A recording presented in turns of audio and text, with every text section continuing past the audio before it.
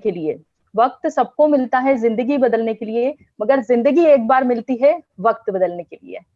अपनी प्रेजेंटेशन के लिए थैंक यू नीलिमा मैम, आज इस प्लेटफॉर्म पे मुझे मौका दिया आपने। मेरी सारी अपलाइंस का थैंक्स है, वेस्टीज मैनेजमेंट का बहुत बड़ा थैंक्स है कि एक ऐसा प्लेटफॉर्म हम लेडीजों के लिए, हमें इस अपॉर्चुनिटी को बहुत अच्छे से बताने के लिए वेस्टीज का प्लेटफॉर्म हम लोगों को दिया। मेरी सारी डाउनलाइंस का थैंक्स है, जिनकी बदौलत आज इस प्लेटफॉर्म पे मैं खड़ी हूँ और मैं अपना एक लेवल लेके खड़ी हूँ। प्रेजेंटेशन का जो मेरा टॉपिक है वो ऐसा टॉपिक है, हर फील्ड में हर पर्सन को ये टॉपिक काम आता है। अगर हम डॉक्टर हैं, डॉक्टर को अपनी प्रोफेशन को कैसे प्रेजेंट करना है, इंजीनियर को अपने प्रोफेशन को कैसे प्रेजेंट करना है, एक स्टूडेंट को अपने प्रोफेशन को कैसे प्रेजेंट करना है, और हम जिस नेटवर्किंग के फील्ड में हैं तो हम अपने प्रेजेंटेशन को कैसे इस फील्ड में प्रेजेंट कर सकते हैं, कैसे बेहतर शो कर सकते हैं, उसी प्रेजेंटेशन का आज मेरा टॉपिक है और मैं आपके सामने शेयर करती हूँ। टॉपिक है डेवलपिंग प्रेजेंटेशन स्किल। तो हमारी इस प्रेजेंटेशन को हम कैसे, अपनी प्रेजेंटेशन को बेहतर कैसे बनाएं, इस चीज को समझने के पहले हम ये देखें कि हमारी प्रेजेंटेशन हमको क्यों बेहतर करना है, कैसे करना है, इससे ज्यादा हमारी इंपॉर्टेंस होती है किसको बेहतर क्यों करें। कुछ टॉपिक्स और कुछ पर्पस जो हमारे इंपॉर्टेंस होते हैं, ये देखें कि हमारा क्या पर्पस है उस प्रेजेंटेशन को देने के लिए, और हमारी प्रेजेंटेशन इंपॉर्टेंट क्यों है ना, कि हम अब इसको डेवलप क्यों करें। इसलिए डेवलप करना है कि हमारा प्रेजेंटेशन अगर अच्छा होगा तो लोगों को कन्विंस अच्छे पर कर पाएंगे, क्योंकि हम जिस फील्ड में है लोगों को कन्विंसिंग करने की फील्ड में है। हमारा रिकॉग्नाइजेशन होता है, यहाँ पे हमें मान सम्मान मिलता है। अगर आपकी प्रेजेंटेशन बहुत अच्छी है तो आपको बार बार इसमें अपॉर्चुनिटीज मिलती है, आपका कॉन्फिडेंस बिल्ड होता है और आप सबसे डिफरेंट होते हैं। कुछ टॉपिक्स होते हैं कि हम आगे प्रेजेंटेशन को कैसे बेहतर बना सकते हैं और अपनी प्रेजेंटेशन में अच्छी अच्छी चीजें ले सकते हैं। उसके लिए एक टॉपिक देखते हैं कि पर्पस क्या है। हमारा फोकस अक्सर होता है कि हम ओपनिंग लाइन ढूंढते हैं। हम क्या करते हैं, हम किसी को भी प्रोस्पेक्ट अगर हमारे सामने है तो हम उसको कैसे अच्छे से प्रेजेंट करें, हम क्या चीज बोले कि वो इस बिजनेस में ज्वाइन हो जाए, क्योंकि हम नेटवर्किंग फील्ड में है। तो हमको उस लाइन को, ओपनिंग लाइन की जगह अगर हम ये सोच लें, ये फोकस कर लें कि हमारा पर्पस क्या है प्रेजेंट करने का, तो हम उसको बेहतर तरीके से प्रेजेंट कर सकेंगे। हम अगर सोच रहे हैं कि सामने वाले को पैसा दिखाएं और उसको पैसा नहीं चाहिए, तो आप उसको कैसे दिखा सकते हैं। इसको एक एग्जाम्पल के तौर पर समझते हैं कि अगर हम प्रेजेंट कर रहे हैं एयर प्योरीफायर को, अगर कोई प्रोस्पेक्ट हमारे साथ में अटैच है, हम उसको एयर प्योरीफायर सजेस्ट करने के लिए जा रहे हैं, तो हम उसको कहेंगे कि हमारा एयर प्योरीफायर हेपा फिल्टर वाला है। अगर कोविड की सिचुएशन में बाहर से आपके घर में अगर कोई वायरस आता है तो वो उसको फिल्टर करेगा, आपको प्योर हवा जाने को देगा। उसके बाद में आपके घर में अगर कोई अस्थमाटिक पेशेंट है तो उसकी अस्थमा को वो दूर करता है, उसकी अस्थमा की प्रॉब्लम को सॉर्ट करता है। उसके बाद वो क्या करता है, उसको लेने के लिए मजबूर होता है। मतलब आपको यहाँ पे 3 टिप्स को ध्यान रखना है, थिंक, फील एंड एक्ट। आपने क्या किया, उसको सोचने को मजबूर किया, उसके बाद उसने फील किया उस चीज को, उसके बाद उसने एक्ट किया। एक एग्जांपल और देखते हैं, लक्स साबुन का आपने एडवर्टाइजमेंट देखा होगा, उसमें कई बार अक्सर ये इंक्लूड कर देते हैं अपनी चीज को प्रमोट करने के लिए, बेहतर उसको सेलिंग बढ़ाने के लिए, इसमें एक सोने का सिक्का है। अब ऐश्वर्या राय उसको बता रही है कि लक्स साबुन लगाइए आपकी त्वचा गोरी हो जाएगी। आपने ऐश्वर्या राय को थिंक किया, उसके बाद फील किया कि आपकी त्वचा गोरी हो गई और आपके हाथ में सोने का सिक्का आ गया। आपने उसको क्या किया, आपने नेक्स्ट स्टेप ली, आपने एक्ट किया, मतलब आपने उसकी एक्शन ली, उसको खरीदने के लिए आप मार्केट में गए। तो हमारी प्रेजेंटेशन में हम बेहतर बनाने के लिए, कि उसको बेहतर से बेहतर करने के लिए पर्पस सोचें, और उसको पर्पस में हम 3 चीज ले ले, थिंक, फील और एक्ट। इस चीज को ध्यान रखते हुए देखें।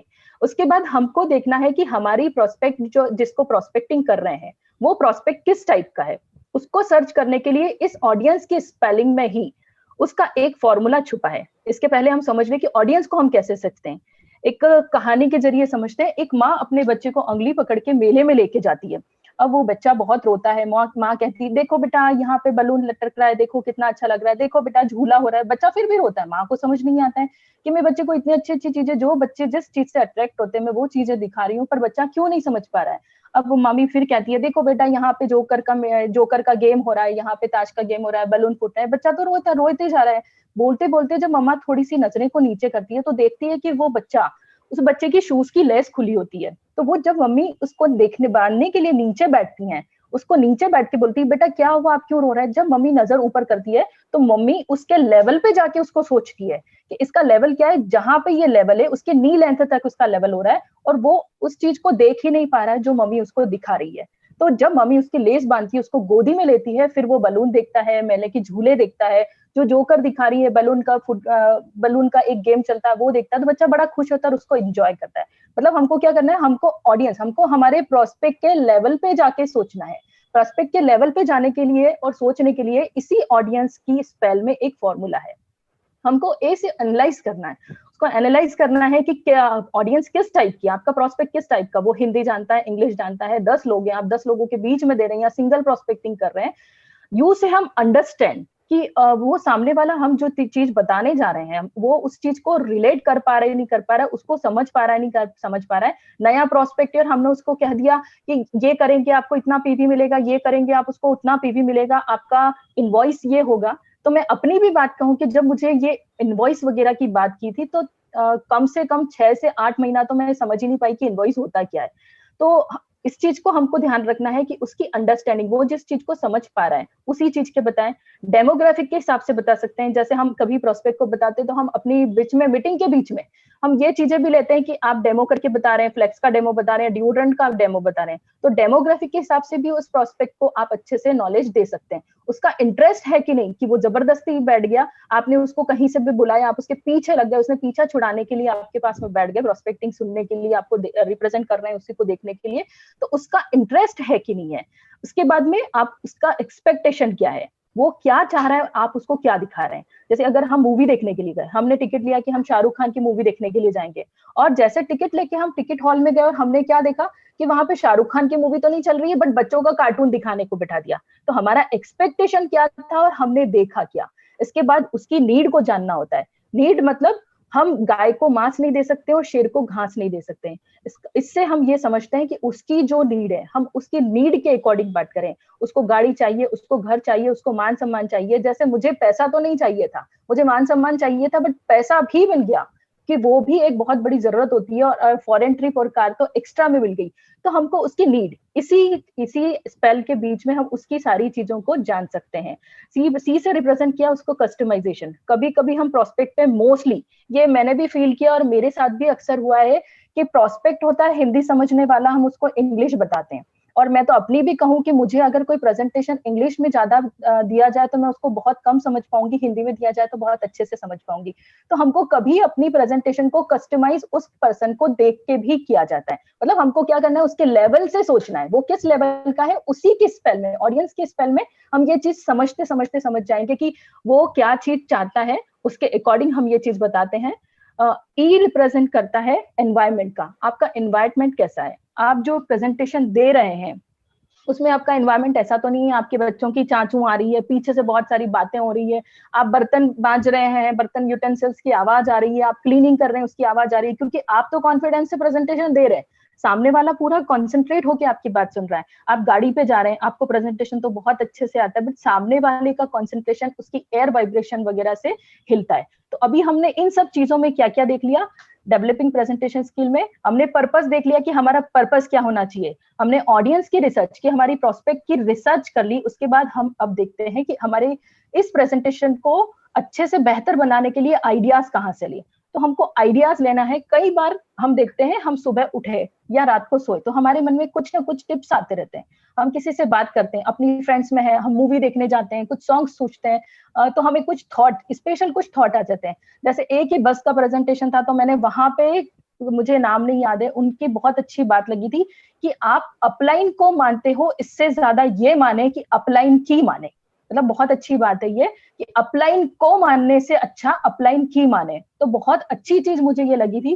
तो ऐसे ही मैंने उसको नोट डाउन कर लिया था। जब भी हम इसको नोट डाउन करेंगे, जब प्रेजेंटेशन का मौका आए तो हम उसमें बना लें, उसमें लिख लें और उसको इनबिल्ड कर दें, उसमें इंक्लूड कर दें, तो हमारा प्रेजेंटेशन हम बहुत अच्छे से कर सकते हैं। और उसको डायरी में लिख सकते हैं, जब हम जिस फील्ड में, हमारे पास हमेशा डायरी और पेन होना चाहिए। अगर नहीं है तो वैसे ही जैसे आज जनरेशन चेंज हुई है, डेवलपमेंट हुआ है, तो हमारे पास में एक मोबाइल, एक गैजेट, एक खिलौना हमारे पास हमेशा होता है जो हमारी हेल्प करता है। तो हम उस मोबाइल के गूगल नोटपैड में अपनी इस चीजों को, इंफॉर्मेशन को सेव कर सकते हैं। एक्सपेक्टेशन, हमारे इमेजिनेशन, सेकेंड टिप है इमेजिनेशन। हमारी मेमोरी जो है वो फोटोजेनिक है। हम क्या करते हैं, जो हम चीज देखते हैं, कई बार हमारी इमेजिनेशन के साथ में भी ये चीज चलती है। हमने ये चीज सोची, जैसे कि मोदी जी को देखा जाए तो जब करेंसी को चेंज करना था तो मोदी जी ने सबसे पहले ये सोचा होगा कि करेंसी को चेंज करने के बाद क्या होगा। तो क्या किया, इमेजिनेशन। तो हमारी इमेजिनेशन से भी कुछ टिप्स मिलते हैं जिसको हमें राइट डाउन कर लेना चाहिए, हमारी इमेजिनेशन को भी अपने आइडियाज में इंक्लूड करना चाहिए। कई बार हम लोगों से बात करते हैं तो उस बातों बातों में भी कुछ ऐसे टिप्स हमको मिल जाते हैं जिससे हमारी प्रेजेंटेशन अच्छी बनाने के लिए हम उस टिप्स को उसमें इंक्लूड कर देते हैं। और कई बार हम रिसर्च भी बहुत बड़ा पॉइंट होता है कि रिसर्च से भी हम अच्छे अच्छे आइडियाज ले सकते हैं। जब मुझे इस प्रेजेंटेशन को बताने के लिए टॉपिक तो डिसाइड नहीं था बट प्रेजेंटेशन मुझे देना था, तो जब मैंने अपनी सारी लॉकडाउन के पीरियड की डायरियां छानी तो मैंने देखा कि सारे टॉपिक्स कवर किए गए हैं, सारे बड़े से बड़े लीडर्स ने अच्छे अच्छे टॉपिक्स किए हुए हैं।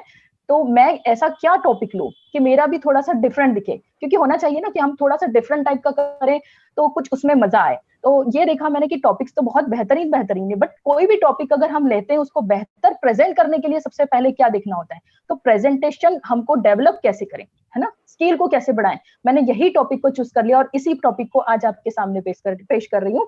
हमने इसमें देखा कि हमको कुछ चीप टिप्स मिलते हैं, उसको राइट डाउन कर लेना चाहिए। हमारी इमेजिनेशन की तरह से हमें आइडियाज मिलते हैं। हम अगर दूसरों से बात करते हैं तो हमें आइडिया मिलते हैं, और कभी कभी जब हमारे रिसर्च करते हैं, हम यूट्यूब देखते हैं, हमारे नोट्स वगैरह देखते हैं, तो वहां से हमें डिफरेंट टाइप के आइडियाज आते हैं। अब जब हमने देखा कि पर्पस क्या था हमारी प्रेजेंटेशन का, हमारी ऑडियंस रिसर्च हमने देखी, ऑडियंस की स्पेल के बीच में हमने आइडियाज देखे कि आइडियाज कहाँ से ला सकते हैं, अब हम इस बिजनेस को स्टार्ट कैसे कर सकते हैं, है ना। तो आप ये हमेशा ध्यान रखिए कि जब भी फर्स्ट प्रेजेंटेशन होता है तो वो हमारा फर्स्ट होता है और उसके बाद में हमको चांस नहीं मिलता है। तो हमारे फर्स्ट प्रेजेंटेशन को बेहतर करने के लिए हमको कुछ चीजों का ध्यान रखना है, कुछ चीजों को फॉल्स को अवॉइड करना है, निगेटिविटी और स्टार्ट जो होती है उसको अवॉइड करना है।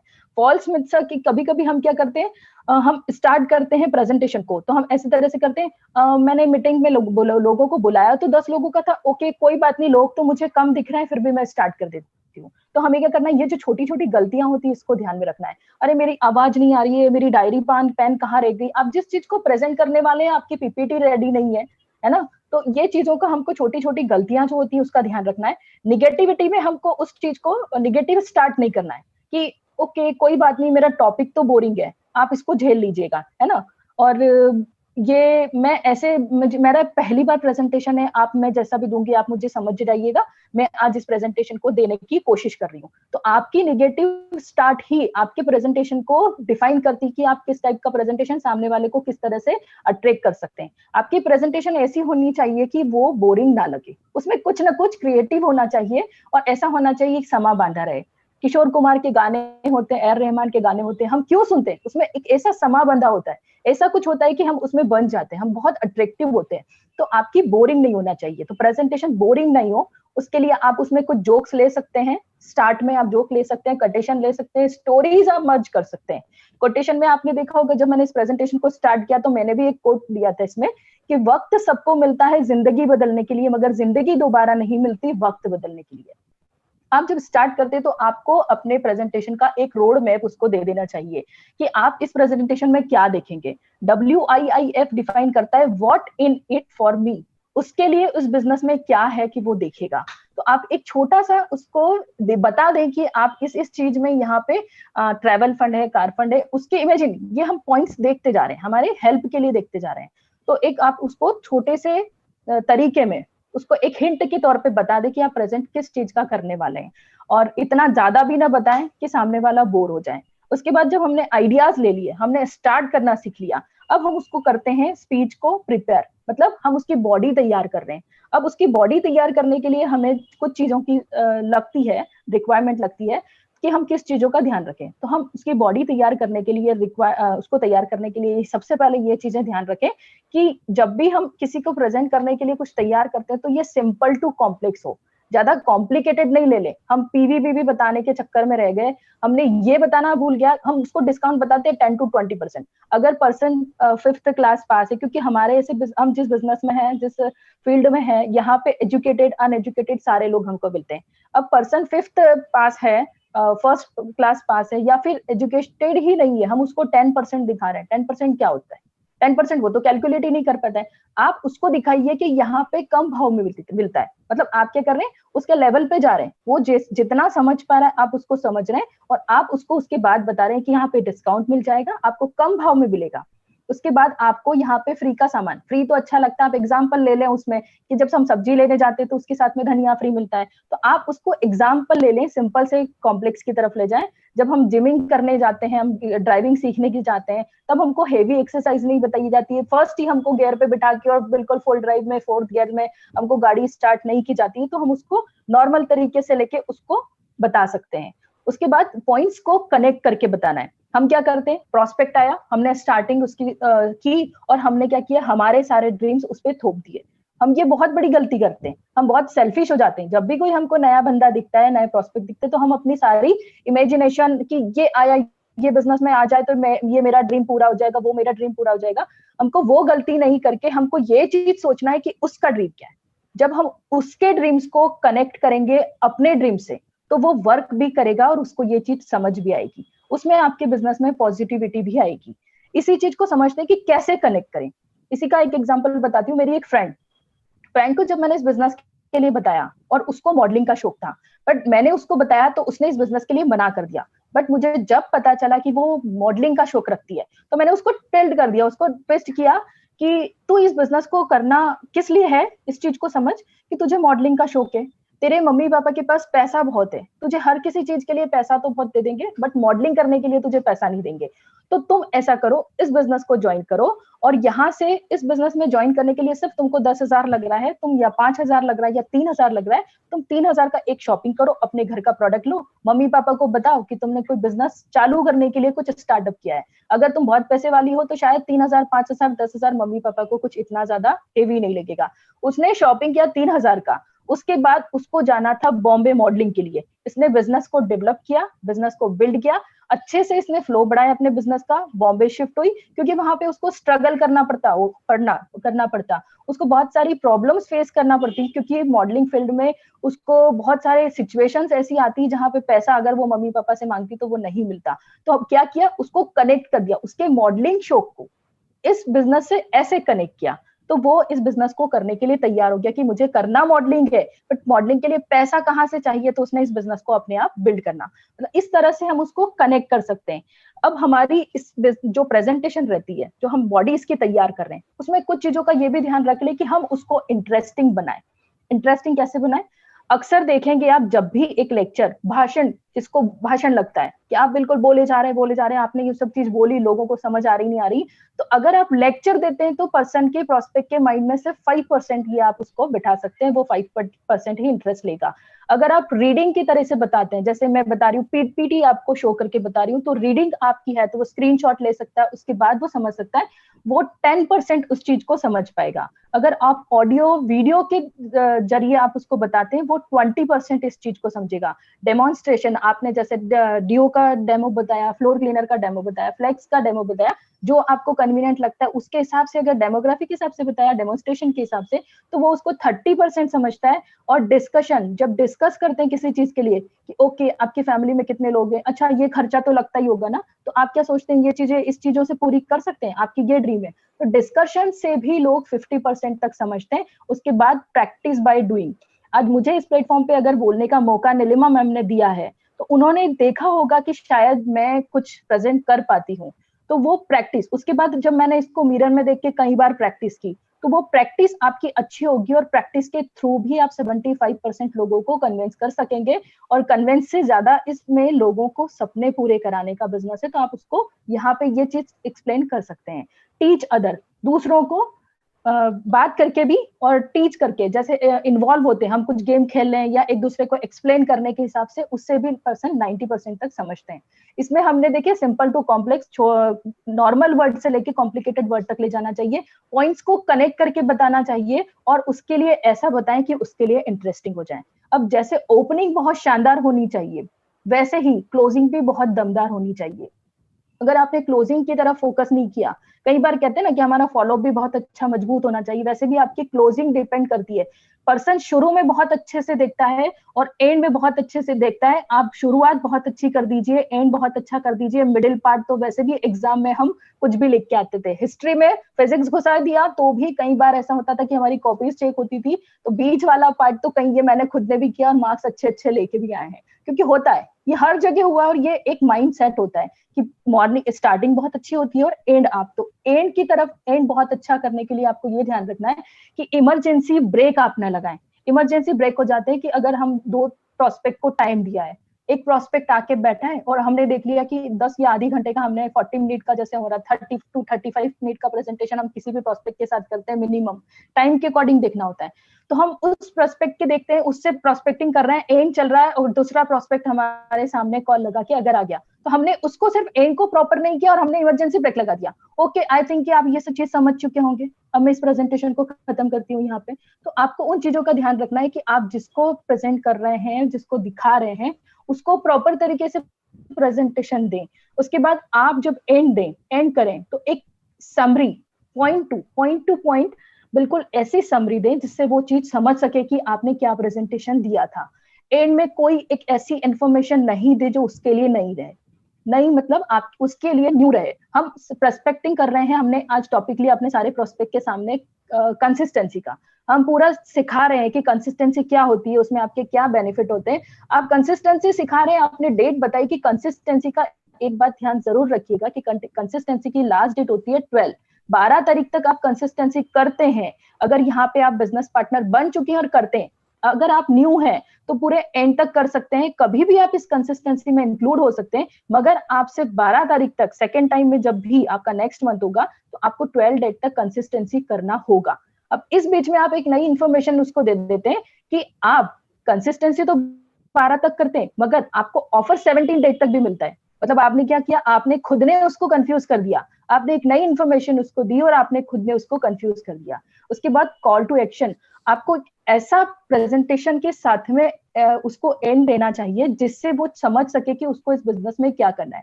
आपने पूरा बिजनेस एक्सप्लेन कर दिया, उसने सारी चीजें समझ ली, उसके बाद आपने उसकी ज्वाइनिंग करा दी और बस एंड कर दिया।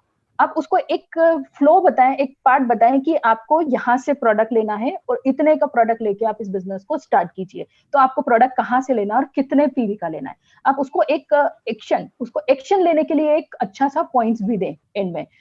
एंड विद बैक, आपका एंड भी इतना अच्छा होना चाहिए कि आपके प्रोस्पेक्ट को मजा आ जाए, एंड में भी दम होना चाहिए। कुछ लोगों को प्रेजेंटेशन करने के लिए फियर होता है, डर होता है, कभी कभी मन में ये चीज का डर होता है कि मैं इस प्रेजेंटेशन को कैसे दूं। और अगर स्टेज का फियर नहीं है तो ऑडियंस बैठी है बीच में, आज जूम पे जैसे सेशन होने लगा है, बहुत डेवलप हो गया है ये सब चीजों का, हमारा टाइम बचने लगा है। तो वो फियर से बचने के लिए क्या करना चाहिए, अब आगे इस चीज को समझ लें। तो एक रिसर्च के अकॉर्डिंग हमने देखा है कि लॉस ऑफ फियर में टॉप फियर माना जाता है स्टेज फियर। जो लोगों के सामने प्रेजेंट करने का फियर है, ये टॉप फियर में रिसर्च किया गया है। हमको क्या करना है, इस फियर को मिटाने के लिए हमको अपनी सक्सेस को, हम जो प्रेजेंटेशन दे रहे हैं उसको सक्सेसफुली तरह से देखना है, इमेजिन करना है। अगर पता चला आपको शाम को प्रेजेंटेशन देना है, तो आपको जब फोन आया तब पता चला, आप उसको विजुलाइज कीजिए कि मैं प्रेजेंटेशन बहुत अच्छी दे रही हूँ, लोग बहुत अच्छे इंटरेस्ट के साथ सुन रहे हैं और बहुत मजा आ रहा है, ये चीज बहुत अच्छी हो रही है। आप उसको विजुलाइज कीजिए, क्योंकि लॉ ऑफ अट्रैक्शन बहुत काम करता है। लॉ ऑफ अट्रैक्शन भी बहुत बड़ी चीज होती है, पावर ऑफ सबकॉन्शियस माइंड भी होता है। उसके बाद प्रिपरेशन, आप जितनी अच्छी प्रिपरेशन करेंगे तो आपका स्टेज फियर जो रहेगा वो ऑलरेडी नहीं रहेगा। प्रैक्टिस कीजिए, प्रैक्टिस प्रैक्टिस प्रैक्टिस, कहते हैं ना कि बिल्कुल प्रैक्टिस कीजिए, ऊपर से सीखिए नीचे सिखाइए बीच से पैसा कमाइए। तो क्यों, आप ऊपर से कैसे सीखेंगे, वो आप प्रैक्टिस कर रहे हैं, ऊपर से कंटिन्यूटी मीटिंग्स में जा रहे हैं, आप प्रैक्टिस करके सीख रहे हैं। उसके बाद आप जब नीचे लोगों को नहीं सिखाएंगे तो प्रैक्टिस नहीं कर रहे हैं। आप प्रैक्टिस करेंगे, बार बार बार बार आपकी प्रोस्पेक्टिंग करेगी तो आपकी जो फॉल्स होगी आपको पता चलेगी, तो आप उस स्टेज फियर से, डर से भागेंगे, आप बहुत अच्छा प्रेजेंटेशन देना स्टार्ट करेंगे। उसके बाद रिलैक्स, अगर आपके प्रेजेंटेशन के बीच में फिर भी कोई पॉइंट्स, अगर आपको लगता है कि मैं डर गई हूँ, मैं नहीं दे पा रही हूँ, या मैंने इसको याद तो किया था, आपको नहीं टाइम मिला आपको प्रिपेयर करने का, आप प्रैक्टिस नहीं कर पाए, और अगर आपको थोड़ा सा भी डर लगता है, तो आप क्या कीजिए, गहरी सी सांस लीजिए, उसको फील करके बिल्कुल छोड़ दीजिए। आप 5 से 6 बार ऐसी कीजिए, कोई बात नहीं, आपकी प्रोस्पेक्टिंग वहां पे है, वो कहीं नहीं जा रही। अब गहरी सांस लेके उसको नीचे देके दे रहे हैं, छोड़ रहे हैं, आप माइंड को रिलैक्स कीजिए। उसके बाद जो आपको आता है आप उसको बता रहे हैं। ये भी आपके फियर को दूर करती है। कई बार हमारी प्रोस्पेक्टिंग तो बहुत अच्छी होती है, बट हमारे फियर के कारण हम उसको बेहतर नहीं कर सकते हैं। तो आप उसको रिलैक्स कीजिए, लंबी सांसें लेके, और उसके बाद बैकअप प्लान आपके साथ हमेशा होना चाहिए कि कहीं मेरी पीपीटी नहीं चली, कहीं मैं स्टेज पे हूँ और अगर मैं बोलने के लिए तैयार हूँ, लाइट्स वगैरह वहां पे चली गई, मेरी पीपीटी नहीं चली, बैक कैमरे से कुछ नहीं हो रहा है, उस वक्त मैं वर्बली, ओरली भी किसी को ये चीज बता सकूं, मेरे डायरी पेन पे मैं डायरी नोट मैंने बनाए हुए हैं, उसको पढ़ के भी मैं अपनी प्रेजेंटेशन को बता सकूं। मोबाइल के आपके नोट पैड में ये चीजें हों जिससे मैं मोबाइल से भी पढ़ के, नहीं चले पीपीटी मुझे कोई बात नहीं, अगर मेरी प्रेजेंटेशन मैंने प्रैक्टिस की है तो मैं उसको बहुत अच्छे से बता सकूं। उसके बाद हमारी बॉडी लैंग्वेज का हमको बहुत ध्यान रखना होता है कि हम जो प्रेजेंटेशन देते हैं तो हमारा बॉडी मूवमेंट क्या है। ऐसा तो नहीं कि टेबल है हम उस पर ऐसे झुक के प्रेजेंटेशन ऐसे झुक के दे रहे हैं, हमारा क्या है, हमारा आर्म्स मूवमेंट हमारी बॉडी के स्ट्रक्चर के अंदर होना चाहिए। ऐसा नहीं कि यहाँ पे तो इतने सारे लोग कार ले रहे हैं, आपकी बॉडी का मूवमेंट, हैंड मूवमेंट्स आपके इतने जा रहे हैं, आपका फेस एक्सप्रेशन क्या रह रहा है, ऐसा तो नहीं आप बता कुछ रहे हैं और आप ऐसे करके बता रहे हैं, आप ये ले लीजिए, आप वो ले लीजिए, ये बिजनेस ऐसा है। आपके फेस एक्सप्रेशन पे भी बहुत डिपेंड करता है कि आपका प्रेजेंटेशन किस टाइप का और किस फील्ड का और किस लेवल का चल रहा है। आपका वॉइस टोन, वॉइस क्लियर होना चाहिए। मैं नोनी बता रही थी, आपने नोनी को समझ लिया होगा, ये क्या है, आपकी वॉइस टोन आपकी मैच होना चाहिए मॉड्यूल के हिसाब से। आप जो टॉपिक ले रहे हैं, जिस चीज को आप डिफाइन कर रहे हैं, प्रेजेंट कर रहे हैं, उसके आपका टॉपिक होना चाहिए, और अप्स डाउन आपकी टोन्स में कहाँ पे लेना है, कहाँ पे आपको पॉज करना है, ये चीजें भी डिफाइन करती है। उस चीजों को ध्यान रखना है। आपका पोस्चर स्ट्रेट होना चाहिए, मैं ऐसे बैठी है, आपके स्पाइन कॉल नहीं है। अगर आप खड़े होकर प्रेजेंटेशन दे रहे हैं तो आप इधर मूवमेंट कर रहे हैं, आप उधर मूवमेंट कर रहे हैं। आपकी प्रोस्पेक्टिंग देखने वाले जो पर्सन आए हैं उनकी तो गर्दन ही दुख गई, घर जाके बाम लगाएंगे तो वो दर्द तो याद रहेगा, बट प्रेजेंटेशन क्या थी वो स्किप कर जाएगा। आपके पोस्चर को आपका ध्यान रखना है, स्पाइन सीधी रहनी चाहिए, आपका आई कांटेक्ट बिल्कुल होना चाहिए, क्योंकि कई बार जो जुबान बयान नहीं करती है वो आईज बयान करती है। कभी होता है ना, हम दिल वाली बातों में भी चले जाएं तो मेरे लिप्स तो चुप हैं बट आंखों से सब कुछ बयां कर दिया। तो आपकी आई कॉन्टेक्ट प्रॉपर होनी चाहिए जो आप कर रहे हैं, वॉल्यूम आपका प्रॉपर होना चाहिए, आपके हैंड्स मूवमेंट, आपका बॉडी मूवमेंट्स क्या चल रहा है, टोन आपकी कैसी होती है। क्लॉथ्स पे बिल्कुल हमको बहुत अच्छे से फोकस करना चाहिए कि अगर हम फेस टू फेस प्रोस्पेक्टिंग कर रहे हैं और अगर हम फीमेल हैं तो हमको अपने शरीर का कुछ ऐसा ध्यान रखना चाहिए कि वो कहते ना, कहीं पे निगाहें कहीं पे निशाना, वो चीज ना हो जाए। क्लॉथ्स का हम थोड़ा सा ध्यान रखें, अगर हम फीमेल हैं तो हमको क्या वियर करना है और किस टाइप से वियर करना है समझ सकते हैं, आप भी फीमेल हैं तो। और अगर जेंट्स हैं तो प्रोस्पेक्ट की ये ना सोचे कि ये कब जाएगा प्रेजेंटेशन देकर, क्योंकि मोस्टली जेंट्स पहनते हैं शूज और शूज के अंदर होते हैं उनके सॉक्स। तो सॉक्स ऐसी बदबू कर रहे हैं कि वो आए तो थे घर में प्रेजेंट करने के लिए, बहुत पैसा तो बहुत दिखाने के लिए आए थे, बट उन्होंने पैसा तो नहीं देखा और उन्होंने ये सोच लिया कि ये कब यहाँ से जाएंगे। तो आपके क्लॉथ्स पे भी ध्यान रखना चाहिए कि आपका क्या है, और स्माइल भी ओवरलोडेड ना होके क्यूट सी प्यारी सी स्माइल भी आपके फेस पे होना चाहिए। आपकी स्माइल भी आपके प्रेजेंटेशन को बेस्ट बनाती है। आप एक डॉक्टर हैं, आपने मुन्ना भाई एमबीबीएस देखा होगा कि एक मीठी सी बातों से, स्माइल से भी हम किसी को ठीक कर सकते हैं, किसी मरे में हम जान डाल सकते हैं। तो हम इन चीजों का ध्यान रखें अपनी प्रोस्पेक्टिंग के टाइम में। और एंड में जब हमारे पास में क्वेश्चंस के होते हैं तो हम प्रेजेंटेशन को इतना अच्छा बना दें कि सामने वाले का कोई क्वेश्चन ही नहीं रहे। अगर बाय द वे फिर भी क्वेश्चन आता है तो आप रिलैक्स लीजिए, उसकी बातों को पूरा सुनिए, उसके बाद आप उसको उसका आंसर, सेटिस्फाइड आंसर जो आप दे सकते हैं उसको दीजिए। एक तरह से समरी देख लेते हैं हमारी, कि हमने इस प्रेजेंटेशन में देखा कि हमारी प्रेजेंटेशन को हम बेस्ट कैसे कर सकते हैं। हमने उसकी इंपॉर्टेंट देखी थी, हमने स्पीच का पर्पस देखा था क्या था इसमें, हमने फील, थिंक और एक्ट देखा था। उसके बाद में हमने ऑडियंस रिसर्च देखी थी, हमने कुछ आइडियाज देखे थे, हमको डायरी पे नोट कर लेना चाहिए, हमने कुछ थिंक करने से देखा था। उसके बाद में हमने स्पीच को स्टार्ट कैसे करें, हमने ये देखी थी, हमारी ओपनिंग लाइंस क्या होनी चाहिए, ओपन में हमको जोक लेना है, कुछ कोटेशंस लेना है, आपकी बॉडी लैंग्वेज क्या होनी चाहिए, ये चीज हमने देखी। हमारे स्टेज फियर को हम कैसे कर सकते, दूर कर सकते हैं, हमने उसमें वो चीज भी देखी। निगेटिव स्टार्ट्स हमारे होते हैं वो हमको नहीं करना चाहिए, हमारी क्वेश्चन हैंडलिंग, हमने ये सब चीजें इसमें देखी। और इस प्रेजेंटेशन को यहाँ पे स्टॉप सिर्फ एक शब्द बोल के मैं करना चाहती हूँ कि अगर कोई कर सकता है तो मैं क्यों नहीं, क्या है उनमें ऐसा जो मुझ में नहीं, मुट्ठियों को भींच कर, सांसों को खींच कर, सबसे टकराने को, शिखर तक जाने को मैं तैयार हूँ, मैं तैयार हूँ, मैं तैयार हूँ। Wish you well and thank you.